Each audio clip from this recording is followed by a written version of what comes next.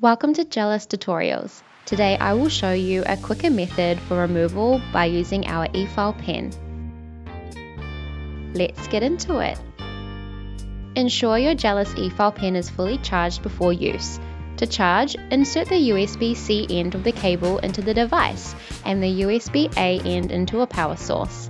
The LCD display will flash while charging and stop once fully charged. Rotate the twist lock fully to the left to unlock the chuck. Insert your chosen drill bit, leaving a small gap between the bit and the chuck. Rotate the twist lock fully to the right to secure it in place. For gel manicures with builder gel, we recommend the Typhoon drill bit for general removal, the barrel ball drill bit or a sanding drill bit with a 180 grit sanding band for beginners, or the tapered drill bit for more confident users. If your manicure did not include builder gel, or if you'd prefer a gentler E-file removal, use a sanding drill bit with a 240 grit sanding band.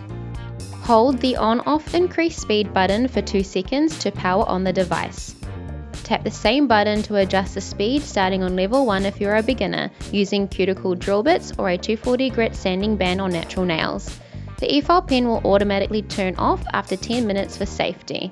If you're still using it, simply restart to continue. If holding the E-file pen in your right hand with your left hand facing toward you, set the rotation to forward. If holding the E-file pen in your right hand with your left hand facing away from you, set the rotation to reverse. Do the opposite if you're using your left hand. Your drill bit should rotate opposite to your movement, cuticle to tip, to create traction. If it feels like it's slipping off the nail and not gripping properly, stop and switch direction immediately to prevent damage. Use light even strokes from cuticle to tip, keeping the drill bit flat against the nail surface. Use your pinky as an anchor point to control pressure and guide the bit smoothly. If it stalls or skips, adjust your angle or lighten your touch, and keep the bit moving at all times to prevent heat buildup and discomfort.